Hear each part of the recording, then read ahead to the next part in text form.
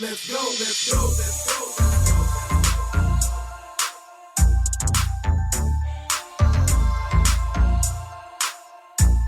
Sit back, tune in. Practitioner's on and he's at it again. When you got let's go. GrownFolk Asford. Sit back, tune in. Practitioner's on and he's at it again. When you got let's go. GrownFolk Asford. This is Greg Tischer, the Bishop on the GrownFolk Gospel Radio Show. And I have my special co-host, the Lioness. What's going on, girl? What's happening, y'all? What up? And we have our special guest today. It's the Asford from Sunday's Best, the winner of Sunday's Best. What's going on, man? How you doing, man? How you doing? Man, I am doing well. Blessed to be here. Glory to God. Man, we really love this song, Million. Tell me how that song came about, man. Millions was actually a song that they gave me on season 5 Sunday Best. I was one of the ones who did. Millions didn't make it. Oh, Jesus. I was one of the ones who did. Y'all come on and help me sing. You know, my mind began to roam just a few weeks ago. I was standing in an auditioning line, but look at me tonight, standing here with you. Thousands didn't make it, but I was one of the ones who did. Oh, Jesus, oh, Lord, one of the ones who did.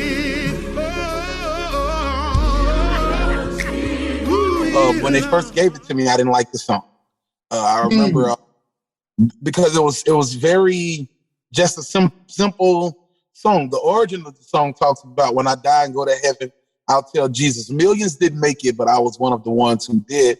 But then after that, the song just said millions didn't make it. So I remember going into the rehearsal room with Big Jim and a lot of other musicians, and I asked if I could change it, and they allowed me to change it. And all of these years later, this song has kept me traveling across the country. I actually sung it when I went back and re-recorded the song in 2000. I guess that would have been in 2020 when we started working on it. When the pandemic hit, a lot of people, were losing loved ones just out of the blue. You know, they was getting COVID, they were fine, and then 14 days later, they were out of here. You know, I saw people dealing with, even myself, I've been dealing with dialysis for over 12 years, and I saw people that didn't make it 6 months on dialysis. So millions took on a totally different meaning for me after the pandemic and after just seeing how quick life could change. And so I just wanted to go back and make the song. Originally, I kept the original concept that when we get to heaven, I'll tell Jesus. Millions didn't make it, but I was one who did. But I also just wanted to relate to everyday life. If you've had cancer and I know a guy had stage 4 cancer. God healed his body. That's the I made it over. Or if you got diabetes, high blood pressure, whatever you may have been dealing with, and you can look back and see, I'm still here. I'm still standing. The testimony is I made it over. Millions didn't make it, but I was one of the ones who did. Amen. And you know what? I hate to ask this. Are you young? How old are you, in your 30s?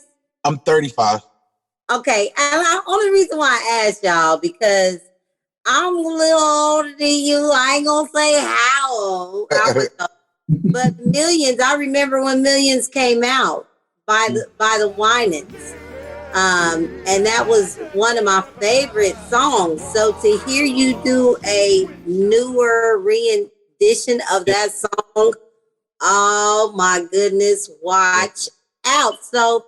Do you remember this song from the original, from the Winans? Well, once they gave it to me, that was my first time hearing it. Because on the show, they select your songs for you. And so we get this email and I'm listening and I hear, and I'm like, oh my gosh. Because they would give other contestants like some of the Kirk Frank, Hello Fear. They was giving them like all the more modern day songs. And they kept giving me the James Cleveland, the James Andre Crouches, even though those are phenomenal artists, I'm like, I'm trying to show them I can do more than just what the traditional gospel sounded like. I can sing contemporary gospel too. So I wanted them to see that, but I understood what they were trying to do, and I thank them for doing it because ultimately, you know, I'm a passionate singer, and I feel like gospel music has gotten so far away from what gospel music is supposed to feel like, and so I thank them for keeping me in that element, you know. Yeah, you killed it. You killed it. You did. A lot of people, you know, when you're dealing with gospel, they can kind of, people that are singers, they can kind of feel where you fit at and where you're the strongest at. Right. Tell your audience where you're from. I'm from Canton, Mississippi. If you're familiar with a group called the Canton Spirit, come from a poor family. We didn't have but love been good to me. I come from Canton, Mississippi. I was raised watching the Canton spirituals. I think that's what my love for gospel music actually came from. Back when I was like 1992, 93, they played that VHS. I don't know if y'all remember what the VHS were. But, okay, you giving yourself some age. There we go. Okay. And they said, Canton spiritual. And from there, I was hooked. As a 6-year-old, I was 5, 6 years old, and I'm just zoned in on this group. I didn't know Jesus, I didn't know God, but I know they was telling stories, and they was telling a story about the old man in the church, and they wouldn't let him sing because he had a tremble in his voice, and I was crying because I felt bad for the old man. Then I found out. Man, I love that song. Yeah, then I found out that wasn't even a true story. That was made up. I was mad. It's a parable. Don't be, that ain't no lie. That's a parable. That's why I guess that is terrible. So I said, well, I cried. It got me over to Jesus. Hey, now, so Sunday, we're going to talk about that, I'm sure. But Sunday's Best was an experience, right? Talk to us a little bit because, you know, you sang the song Millions, but can we put it in reference and in context? There's thousands of people that show up to audition for Sunday's Best. I mean, you have the top artists in the industry are the guests, you know, the judges. There's thousands. Talk to us about the experience for you and how you knew, okay, I'm going further in this thing. Like, talk to us about that. Well, ultimately, I actually auditioned for Sunday Best 3 times in all. The first year I did, it was season 2. We were in New Orleans, I want to say. No, we were in Atlanta, season 2. And I didn't make it past the second round. I made it past the first. I didn't get past the second round. And then season 3, I went back to New Orleans and I auditioned. I actually made it through to the final round. And I got 2 yeses, one from Donnie, one from Erica Campbell. Tina Campbell was like, I mean, I think you all right, but I don't think you can compete with the other guys in the competition. Oh, no. So, and Erica was like, I disagree. I think you got more and I want to hear. So when they aired on TV that year, they had edited the footage. And the footage, they had it looking as if Donnie said no to me. They had Tina saying what she said, Erica said what she said, but they had Donnie saying, no, your ministry is in the church. That's why. I'm like, he never said that to me. But that was, but it offended me actually. So I was like, over Sunday Best. I was done. And so season 4 passed. I didn't go. Season 5, I actually wasn't going to audition for Sunday Best. I went to Texas to audition for the X Factor in Austin. And the X Factor, it was really good. It was just like Sunday Best. It was 3 rounds. I made it through all 3 rounds. And then as I was leaving out of the door, a gentleman stopped me. He said, man, I heard you singing in the line outside. He said, you know, Sunday Best is in Dallas tomorrow. And I'm like, dang. So I had my drummer with me at the time. And I said, bro, we got $60. That's enough for us to make it back to Mississippi. And, you know, I said, you want to go to Dallas? He was like, whatever you want to do. So we make a crazy decision and go to Dallas. Get there, and they got no money. We can't get no room, no nothing. So, of course, I got to call my mom and have her to wire me some money. After she got finished fussing, she sent the money. and got a room. Shout out to the mama still fussing for sending money. Yeah, she was fussing. So that was on a Friday. The first audition was supposed to be Saturday, and then because I had done it before, there's always a Saturday and a Sunday audition. If you make it through the Saturday, you come back on Sunday to audition for Donnie or BB, whoever. And so we get up that Saturday morning, and I looked at my drummer. I said, bro, let's just go back to Mississippi. And he was like, why? I said, because I'm a worship leader. You the drummer. We got to be at church tomorrow. We can't miss church. And he was like, well, let's at least go over to the Potter's house. So we went over there. It's 16,000 people total. Well, I know 16,000 people auditioned that year. But, you know, it's a couple thousand people in here, and I'm sitting there for like 2 hours, got my number on. And I get up to leave out the door. And one of the producers stopped me. She said, sir, where you going? I said, well, ma'am, I'm going to go home. She said, why? I said, because if I make it today, I got to come back tomorrow. And I can't come back tomorrow because I got to go to church. She said, and Bishop Jake's going to have church here tomorrow. She said, this is a one-day audition. And I was like, really? She said, you audition for everybody today. And I was like, oh. She said, your name Ashford? I said, yeah. She said, you auditioned twice before in Atlanta and New Orleans? I said, yeah. She said, come go with me. Oh, wow. I bypassed the first 2 rounds. She sent me to the final round of audition. Hey, God. Yeah. And you know this guy. Yep. And 3 weeks later, I was sitting in my apartment. I lived in the ghetto. When I say I was in the ghetto, I was in the flats. And all I had was one recliner in my living room. And I had a 1-bedroom apartment in the hood, and I was watching Booty Call. I'd never forget it. And my phone rang. And she was like, hey, Ashford, this is so-and-so from BT Networks. I was calling to let you know you have been selected to be on this season of Sunday's Best. And I hung up. I hung up because my friends, I thought they were just playing. But she called back. She said, no, this is the real call. This is the real deal. And 3 weeks after that, I was in Atlanta with the whole executive producers, the whole staff, everybody at our hotel, just briefing us on what we was getting ready to go into. And the experience was phenomenal, being able to now be out of our Kirk. Well, not Kirk is short, but you know what? We do not confirm or deny the statement said about our friend. They're with Kirk to get encouragement from them to, be there with Dunny, and just to see these people who I've watched on television, heard on radio, sing their songs, to have them at arm's reach now was an absolute phenomenal experience. Totally phenomenal. Beautiful. Beautiful. So question, we hear that you have a restaurant, man. So tell us about your culinary arts skills and tell us about that.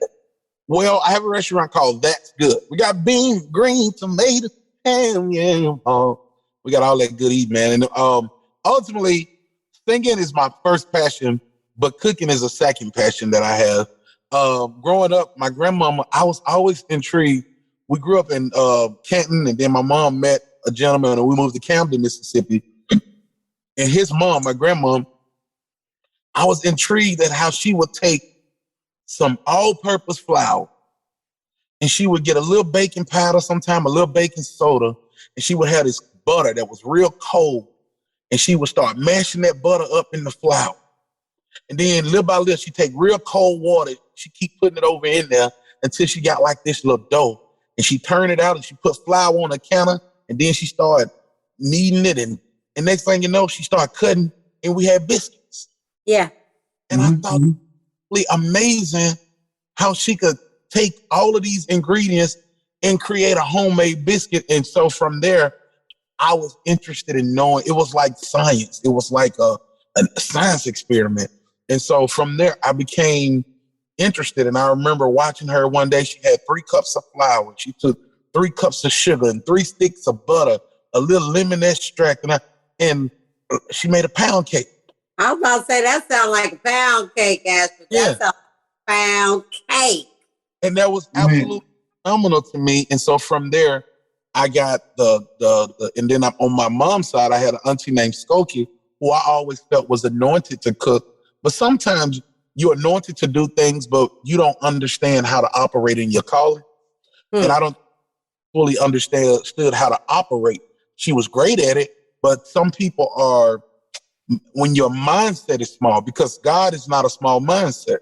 And so I think her mindset was small, which kind of stopped her from operating at her full potential. But when I tell you could cook, you know, and we had always talked about opening a restaurant, and unfortunately, she passed away in 2017, and I opened the restaurant 2019. Yeah. What? A lot of my recipes were inspired. No, even when I'm cooking now, I always be like, okay, what would she do? What would this? I never taste anything she cooked that was nasty, ever. So,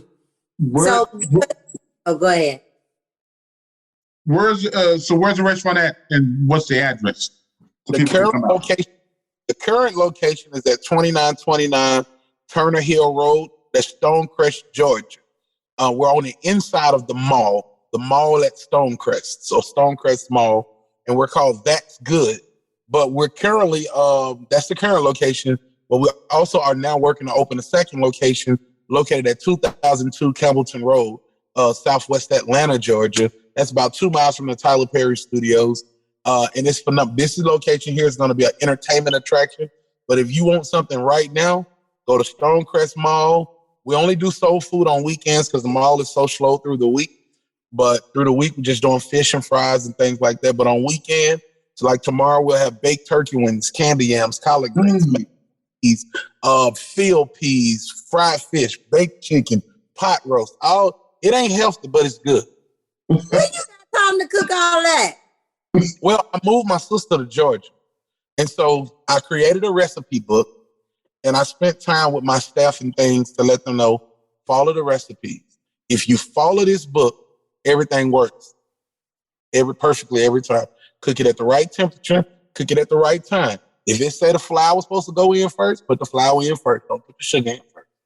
You know, follow the directions, and we're good. And fortunately enough, we've been able to be consistent. I think we've been open about 4 years now, and we've been holding at a 4.5 star rating ever since. Oh, sound like we need to roll up. We need to pull up, Bishop.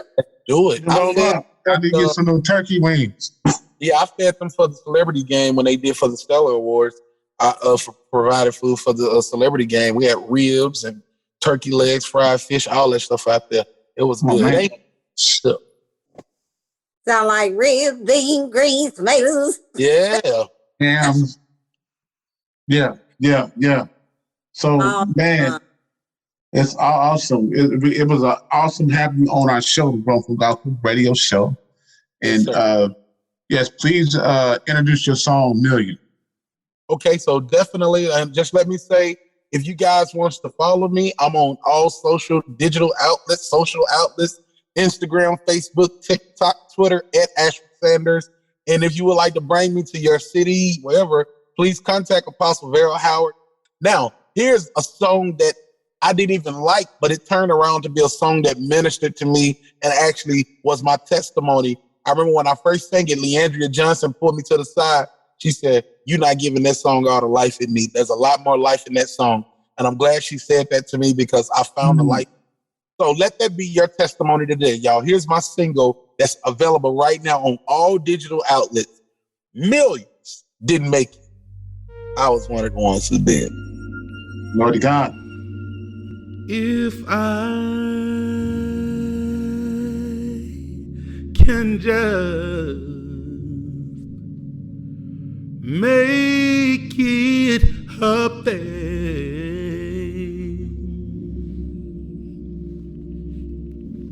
if I can walk, oh my God, through that city so bright and fair, oh Lord, there'll probably be 1,000 things I want to tell you that day. When I see Jesus, I'll tell him, millions didn't make it. I was one of the ones who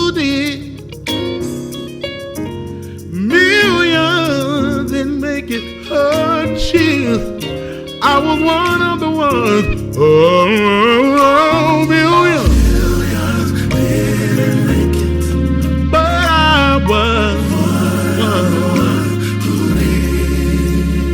millions. Yeah. Oh, how many got that testimony? Just look back over your life and see how far God brought you. May have to cry sometimes. I have to shed some tears, but that's alright, 'cause I'm still here. Yeah. Wait a minute, y'all. I could have lost my mind. I've been through the storm and rain. I had heartaches and pain. I don't feel my best all the time. I get sick sometimes.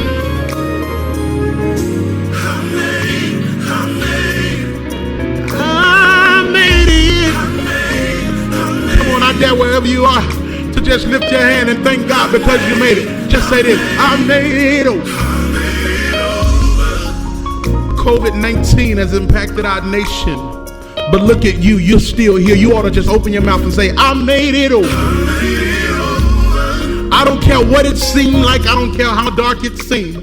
I dare you to just hold on, y'all, and keep speaking. I made it over. I made it over. Through the storm and rain, high blood pressure. Yeah, I made it over. I didn't give up. Didn't throw in the towel. I held on. I made it over. Just a little while longer. Keep on holding on. Just a little while longer. Your change is coming. Keep on believing, yeah. And I was who did. God bless you. God bless you. Oh, wait. I have one more question. What you got coming up? What you working on?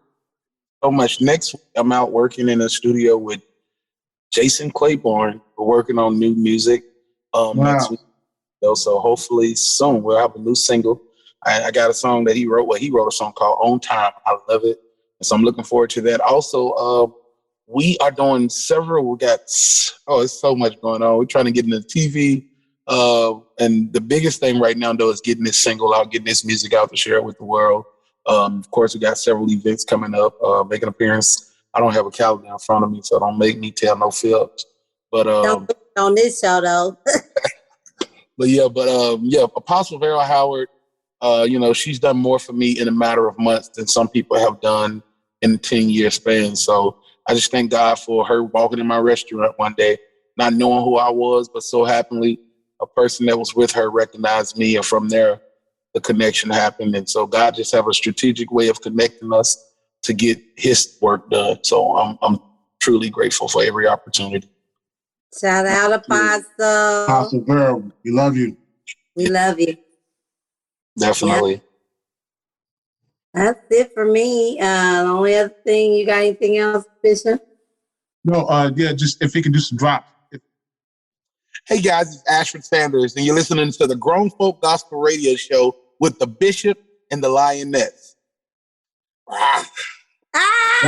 Killed it. Killed it, my brother. Okay. And look, we thank you for being on the show. We had an awesome time. And whenever we get some new music, feel free to reach out back to us again, and we want to have you back. Thank you, sir. We can't wait to meet you in person. We can't wait. Yeah, I look forward to that. Well, You know what? I'm going to get a towel on it, Apostle. I'm going to invite y'all to the grand opening of the new restaurant. It's going to be a big deal. We're going to have several celebrities, and it's going to be crazy. So I'm going to invite y'all out. We coming. We coming. Thank you so much. Yeah, we will be there. This is the Mountain Moving Healthy Living segment with Natural Solutions. Let's talk about heart disease. There are different types of major heart disease. Let's talk about, first of all, coronary heart disease, which is caused by inflammation which is caused by using cooking oils and oil in a bottle. And of course, we say avoid gluten, nitrates and nitrites and other things, as well as salad dressings. Then there is cardiomyopathy, heart disease. This causes sudden death, especially in athletes or if you sweat a lot, whether you're on the roof or something, working in the sun and you're a roofer, or you're dealing with concrete or construction workers and all that. But mainly athletes, this is when they drop dead suddenly. The doctors get this wrong. They put you on an EKG machine, and an EKG machine is not going to measure a mineral deficiency. So you can be doing fine and then all of a sudden drop, even while they're taking your measurement on your in the EKG machine. Also, cardiomyopathy causes sudden infant death syndrome in infants. And so that's a selenium deficiency once again. And for years, it was thought that the mothers or the father rode over on the child and killed the child or smothered the child. But it was really a selenium deficiency, so there's many people right now unlawfully in jail because they thought, the authorities thought that they had killed their child, their newborn, but it's really a selenium deficiency. And then the most common cause of heart death is congestive heart failure. It's a deficiency of a single vitamin. This was discovered in the 1700s by a Japanese naval surgeon. Congestive heart failure can be reversed in 1 to 2 weeks, usually 7 to 10 days. And so what do? Well, we can treat all conditions at the same time because all of the elements of what you need are in the 90 nutrients, 77 plant minerals, 16 vitamins, 12 amino acids, and 3 fatty acids. And then whatever the heart condition is, we target that with either the selenium or the D-stress or the B complex, or we deal with the Ultimate Daily Classic to clean out the veins and arteries. Whatever the condition is, or if it's multiple conditions, we treat everything at the same time. And guess what? The body fixes itself. And so if you would like more information, please give us a call at area code 317-709-8045. That's 317-709-8045. You can visit us on the web at stopsickness.info. That's www.stopsickness.info, and let us know you heard about this heart condition situation, how you can reverse it on this radio program. If I can just make it up there,